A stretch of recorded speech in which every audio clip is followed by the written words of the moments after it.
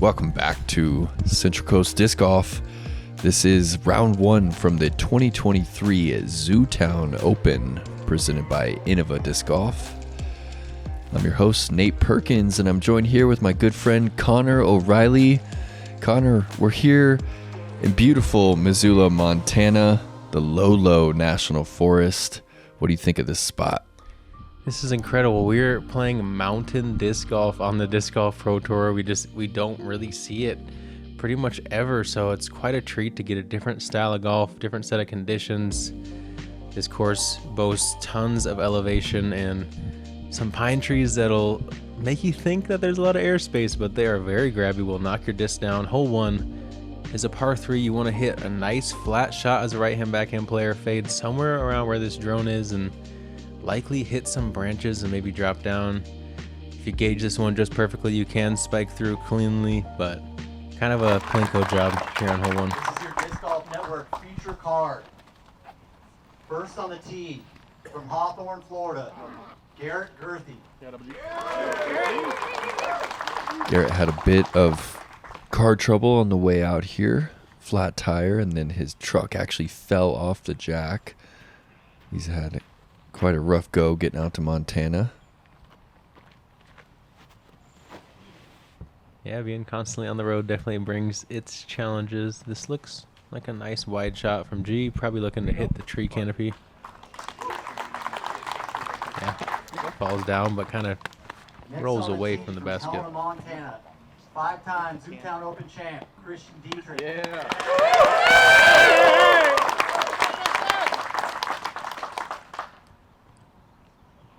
Christian, one of the best, if not the best player out of the state of Montana. Christian actually won the 2010 Beaver State Fling, Connor. Yeah, I've definitely heard his name quite a bit, and he catches that last pine to beat before he filters into the green. Kevin Jones. Excited to watch Christian play, though. Definitely a player that I'm sure most of the people following the tour haven't heard of, and definitely a treat to get to see a legend in the game. Kev going to reverb here.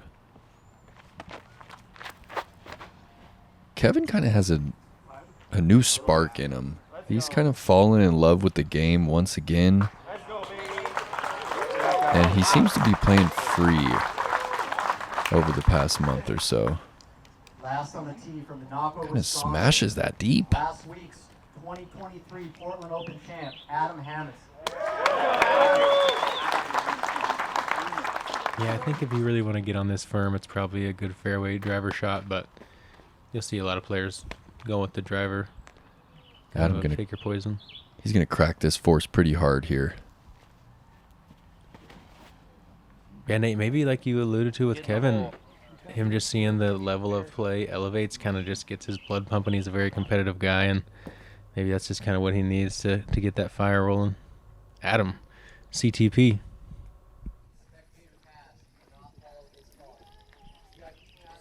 Yeah, this is the first time that the Disc Golf Pro Tour has come to Montana. Zootown Open has been running for many years now, and it used to be kind of on the Super Tour stop. It would, be in between some of the national tours of the Northwest and the Midwest. Yeah, one of those A tiers kind of getting you from spot to spot. Yep. This is the Blue Mountain course is right on the foothills of the mountains just southwest of town, probably 15 minutes from downtown.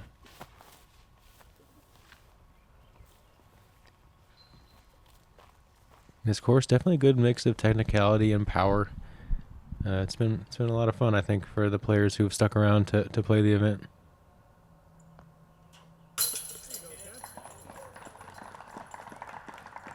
A testy putt for par to start here for Jones.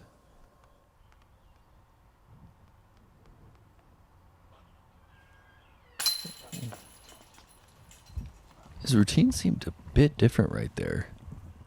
Kind of didn't have the same pace to his drawback. The mountain has a way of kind of sapping your energy, the slopes and dealing with the mosquitoes, as you guys will see buzzing around the camera lens, and They are real out here, and it's just a little different. We're here at elevation, so our bodies are behaving slightly different than we're used to. Yeah, I think it's just over 3,000 feet. And I feel like that's the elevation where the stability of the disc has a difference. For sure. And even on the slow speed on the putt, Connor, I feel like they do tend to drop a little quicker. Got to get extra legs for sure. Yeah. And hole 2, 346. Right to left moving fairway here. This basket is really hard to park on the right-hand backhand line. This gap right here, 25 feet across, this one gets you just to the front side of the circle, but if you really want to base this hole, you kind of have to get lucky through the late trees on the right side. Yeah, well said. I think trying to park this one's a sucker play. Coming up circle's edge short and taking whatever ground play you get is the clean line. Garrett finds that wall of trees on the right side.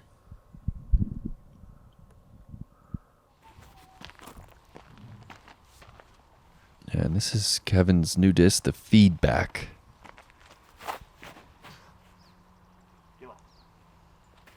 Nice neutral fairway driver looks like. Just doesn't quite give it the height or the hyzer.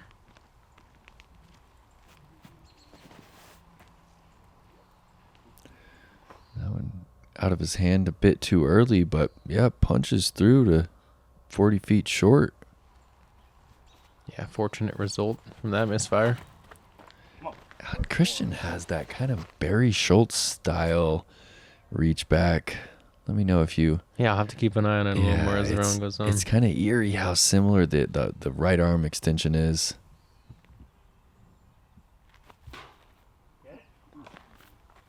A little bit uphill there for Jones from the right side. The elevation will show a little bit on camera, but it's really a lot more than you guys are going to notice unless you're really out here in person.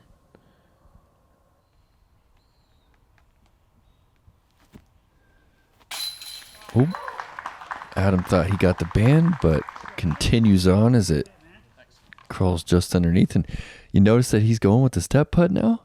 Yeah, it seems like he's really been sticking with the step putt pretty much every time he's outside the circle. Yeah. Staying consistent with it. I think that he's been, seeing AB just step him in and kind of decided that he was going to give it a shot. When Anthony has that strike putt going, he makes it look really simple, so I can see how that would influence him. And those guys are practicing together all the time. They're touring together this season.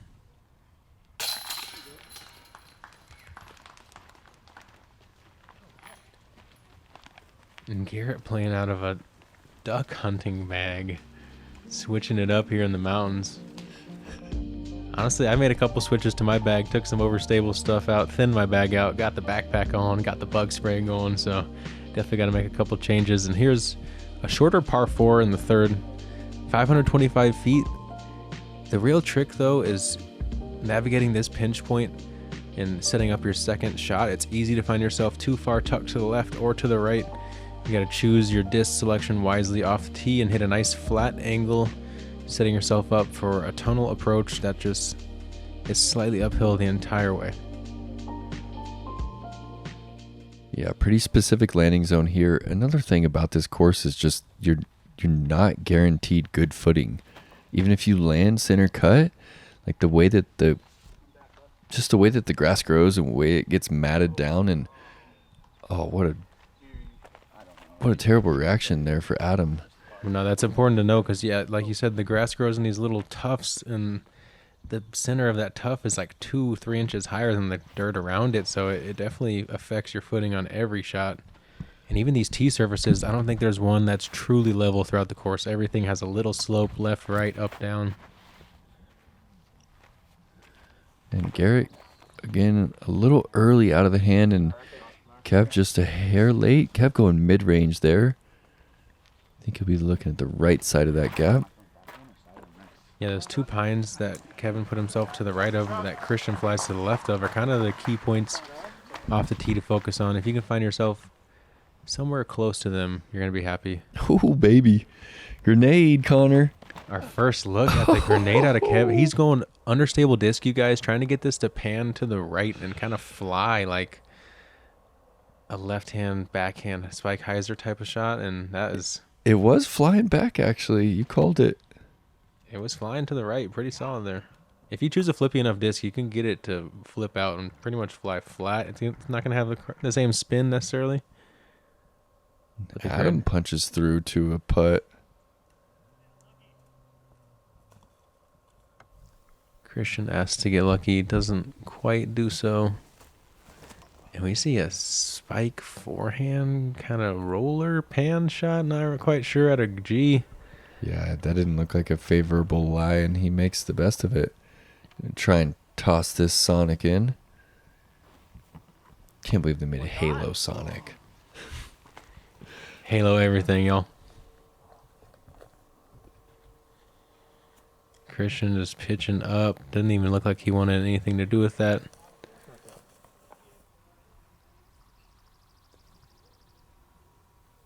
And you can hear and see those mosquitoes. They are lurking. And Jones, hairy putt, not quite able to connect.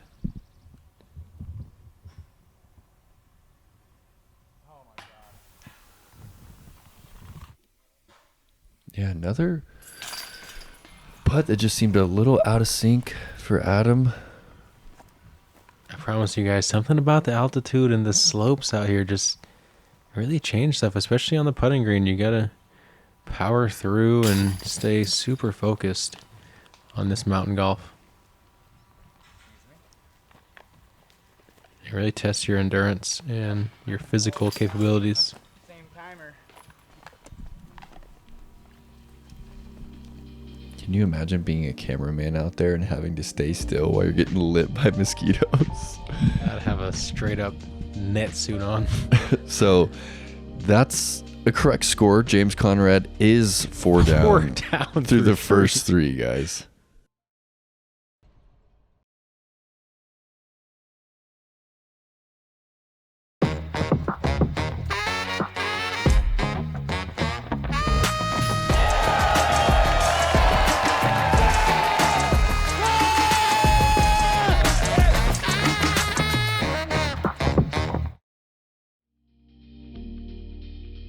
All right, hole 4. It's only 516. Par 4 plays downhill. Definitely an attackable hole here for the Eagle. It takes a very specific shape. For the right-hand backhand, you're going to throw slightly on the understable side. Hyzer release, something that flips up and rides down this gap. Anything too stable, and you're going to hyzer off a little early. Too flippy, you're going to push these late trees. It is a very specific shape. Connor, did you see anybody trying a late flipping forehand? I didn't see that, though. That would definitely suit it well. I know Chandler Kramer didn't end up playing the event. I'm sure he would have shaped something pretty cool in that type of line. Yeah, actually, we had quite a few players kind of pull out of the event last minute. I think some of the, excessive amounts of traveling has been catching up to some of the field. I think, to be honest, a lot of people got here too, and the golf is just different in the mountains, and they realized, you know what, maybe it's a good time for an off week. Still 18-hour drive to Emporia. So. Yeah. You have to make calculated decisions about, how your body's feeling, how the mind's feeling, and Kev just a little early there.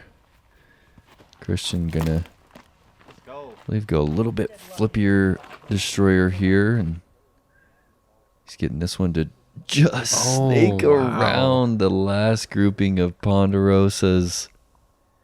Yeah, he just pushed it a little wide of the exact clean line, but ends up getting some local love. Circle 1 putt for Eagle. I feel like this one's short enough. You could almost shape a mid-range there, and there's a lot of ways to get it, but it's also tough. It can create a lot of scoring separation, so I do like it labeled as a par 4. As you see Jones having trouble. Still some work to do to clean up his par. Bats the mosquito out as he punches that hyzer flat. Oh, good little check up there. Yeah, pushes deep still. Another lengthy par putt for Kevin Jones, who's sitting at even through 3. Nice touch hyzer there from Garrett. Adam with an 80-foot hyzer look here.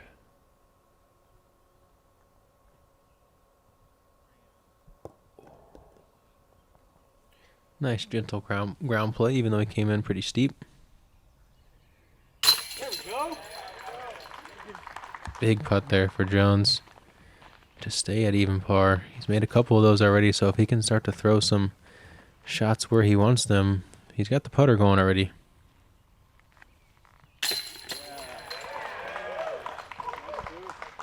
There it is. The eagle gets him on the board and back under par. Yeah, Christian kind of squeezes that one in. You could tell he's a little timid on that. And luckily his throw did the work for the most part. Look at that blue number. That's pretty cool.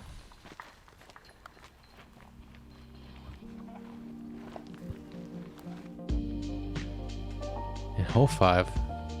This one's a par 3 at 370 feet. Kind of in a tweener range the way it plays downhill. You'll see power putters, or you'll see kind of mid-range shot at a medium speed.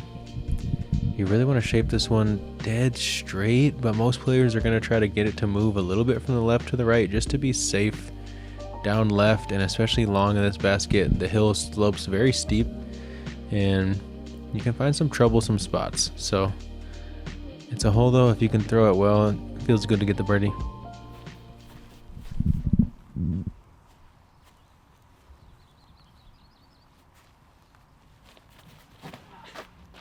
See the Barry Schultz style right there, going mid-range. I see what you're saying about Yeah. kind of, the way he sets it back and kind of pulls it through.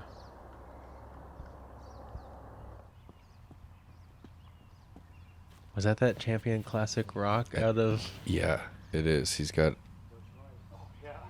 quite a nice collection. And Adam going buzz here. Adam kind of down tempos a buzz and shows off his touch. This line is straightforward, but it's a difficult one to throw. And his tee, it's a little bouncy, so the surface kind of... Yeah, it's like thick turf as well. I saw a few people get caught in their rotation, and another shot kind of early out of Garrett's hand. It's a big difference than most players are used to. I think if you're setting the angle over, it feels like the discs fly pretty normal, but as soon as you try to play with the hyzer flips, they react a little bit different. And yeah, I know it took me a day or two to adjust. I know a lot of these players are still kind of figuring it out.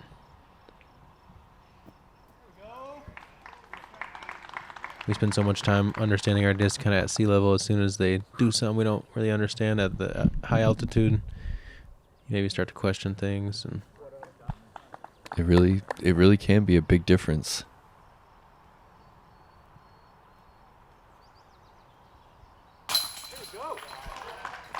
Good pickup there.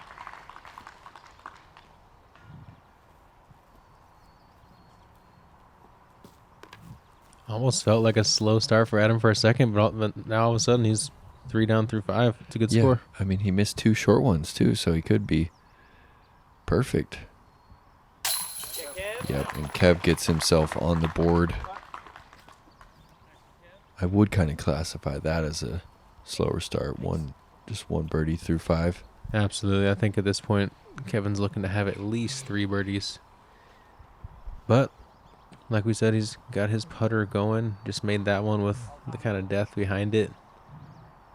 So, if he can continue this trend on the tee, look for him to find himself well under par as we continue on.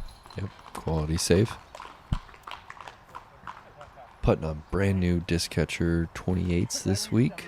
These things have been great. I have really been enjoying how catchy they are. Kind of like that orange band too, and Pine Forest, and here hole 6. This initial gap is pretty daunting because if you don't clear it, you're heading down into this ravine. It's not out of bounds, but it might as well be pretty much impossible to reach the pin if you don't hit that initial gap. And it says 324, probably plays a little closer to 360 feet. Gradual little uphill slope. a little bit steeper as we get closer to the circle. And another fast green out here with some rollaway potential. Yeah, so I'm pretty straight, but that gradual right to left slope just really pulls the disc down. And if you have a good forehand, really plays well into the ground here. A bit shy from hammies there. The backhand just is a very touchy line. I think if you have the power to push something straight on hyzer with the forehand, though, that's ideal.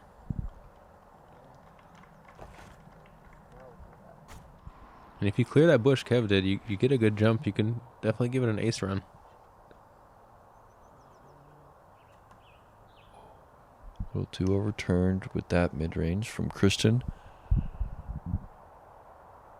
See if Garrett can make a little correction here on the early release. Flippy rock. Once again early. Whoa, What? but splits a tiny little gap and then doesn't miss the late one, but that's inside the circle.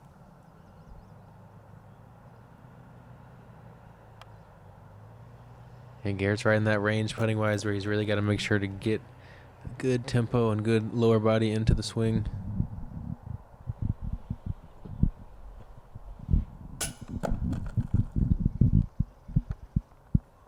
Adam off the top from C2. Oh, Garrett thought he already made it. Wow, really climbed all the way to the top and just danced on the rim. Oh, pine cone falling. You gotta look up for Jones. And the mosquitoes just buzzing around the camera too. Oh, you can just see them. I love that we can actually hear them because they were a significant part of the round. It felt like you're getting bit and you're trying to just be at peace and putt. It's the worst I've ever played on in my disc golf career. I've played over 100 tournaments and nothing has been quite as brutal as these. I went and bought a bug net after my first day of practice. Got one in my eyeball. I said I'm not messing with that anymore. Luckily, I don't really need that in the midday, but if you try to play late in the day, you guys watch out. Dallin Blanchard, 6 through 6. With no eagles too, so that's just 6 straight birdies. James looked like he parred a couple after the hot start. Hole 7 is going to be the shortest one on the course. Definitely one of the shorter ones you'll see on the tour. 227 feet. Couple different options here. This straight shot through the low gap is the one that the drone's flying, and it's the one that I like the most if you have a straight to overstable putter that you like to throw on forehand as a right-hand player. Kind of come in with a little bit less angle onto this very slopey right to left green. There's kind of a higher shot that comes in a little more angle and I think brings in more ground play, but Kev Jones lining up the grenade once again. I love this, man. It's a course where you can throw a few. Oh, he kind of just swings out a little lazy swoopy hyzer and just, Plinko. You know, people have kind of given him a rough time for throwing that shot, but if you've tried it, it's not an easy shot by any means.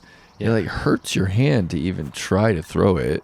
I like it. It's a shot that I have used it as a tool sometimes, but the way I hold it differently with my thumb, and I only get about three chances before my thumb rips open and I'm done throwing it because it hurts. Yeah, like Nathan.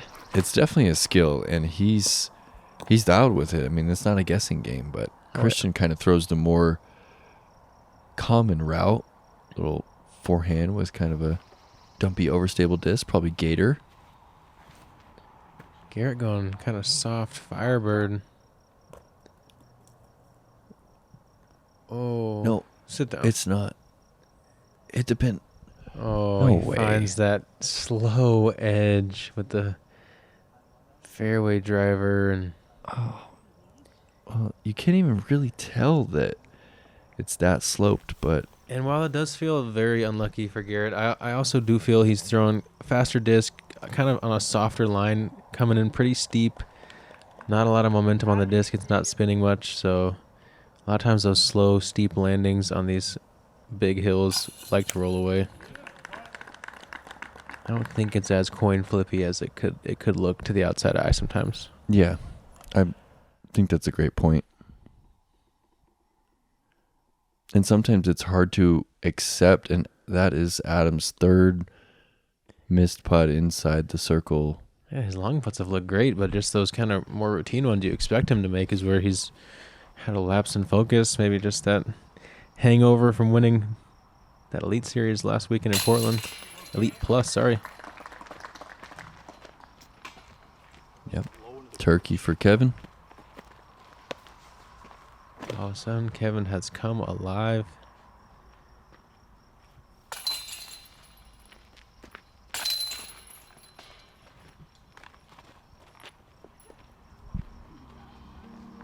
Two birdies for the card here on the 7th. Right, hole 8, par 3, 342. This one heading slightly back up the hill, probably ascends about 20 feet from tee to green. Kind of one specific initial gap, and then there's a couple different routes you could take. Most players are playing something on this right side, and man, this is just such a tricky one to find yourself parked on. A lot of people putting short and right of this one. Some of these players have the power to go up and over this wall of trees. You feel like that's a common play, Connor? Yeah, I think only the top players can really go over that secondary wall of trees there.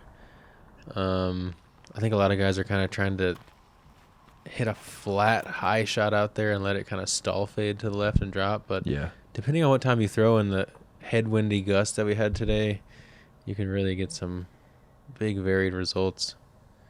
Such a tricky shot. And 342 plays closer to, 380, but then with the way that you have to throw up above these trees, probably plays closer to 450 as far as the power you need to generate. Yeah. Feels like a good, pretty full swing. So yeah, I'd say honestly 440, 450 feels like what you need to get the disc to do what you want.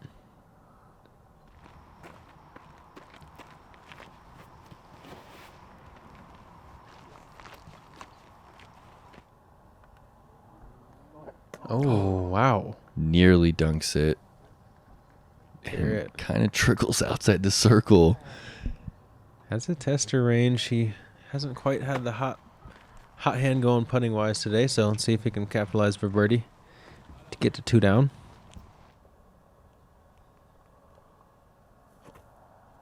Look at Adam Stepper. Sails it long. That's still going to have some length on the comeback. Look at that view, you guys. What a view. This is a pretty special place for a tour stop. Yeah, there's a couple spots on the course, this being kind of one of the first ones where you just look around and it's hard not to enjoy the scenery. But it balanced upside down Kevin on the rim. What a putt, though. Popped that thing in there, and it almost had the inertia to come back out, but 51% stayed in. Okay, there we go. Nice comeback from a tough stance, 28-footer. Man, that could be tough. He airmails that. All of a sudden, he's got another circle's edge putt. Yeah, and he's already missed, a few.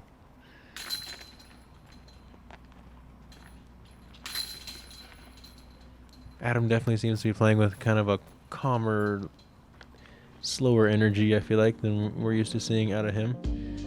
I don't know if that win maybe had anything to do with how he's feeling about that, but here we are on hole 9, par 3, top of the world shot. One of those holes you just want to keep throwing, and I know I've heard you, Nate, say that disc golf's best played downhill, and this is one of those holes. It's a lot of different ways to go about it. Straight as the drone flies is definitely one a lot of players are taking, whether it's a straight fairway driver, kind of cracking over on a distance driver, maybe even a mid if you're feeling a little spicy. There's also kind of a super wide hyzer to the right that this wind is lending for right now. A rare birdie, but it's out there. Ooh. And if anyone's going to try a hyzer, it's that man right there. Going full send on that reverb. Kevin, one of the most committed hyzer throwers we have seen, and pushes pin high right. Never really gets the nose up swing over that he needed. Yeah, I feel like kind of midday and in the morning there was a bit of a head right to left that was helping the hyzer swing, and then this card is rolling through here at about 4:30, 5 o'clock, and they had more of like a head, even slight left to right. So kind of significant change there. And Definitely Dietrich, a huge change, especially when there's this much downhill, this much space to carry with one shot. There's so many variables when you're throwing downhill like this. yeah, Adam says that he doesn't think he has the width. I think he's right and comes up a bit short. And this is, suppose, not the longest par 3 in the world, considering we played one last week at 632. But this is a monster of a hole. I mean, it probably plays closer to maybe 440 or something with how downhill it is. Probably 120 feet from tee to green downhill. Yeah. What do you think? Yeah, I think so. This one, that one at Glendevere last week definitely played longer distance-wise. This one feels more attainable, but with how downhill it is, it's so specific on that wing angle and the nose angle.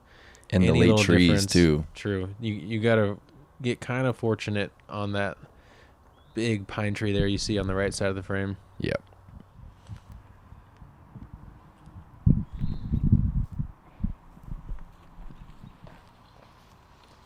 Most people, if they're not down in the bowl, are just A-okay with a pitch up on this one. Super bonus birdie. And I know it's just a practice round, but we still have to shout out Andrew Marweed for carding an ace on this hole. Same pin, same tee. Such a dream ace. There's a couple dream ace opportunities out here at Blue Mountain, and this one right at the top of the list.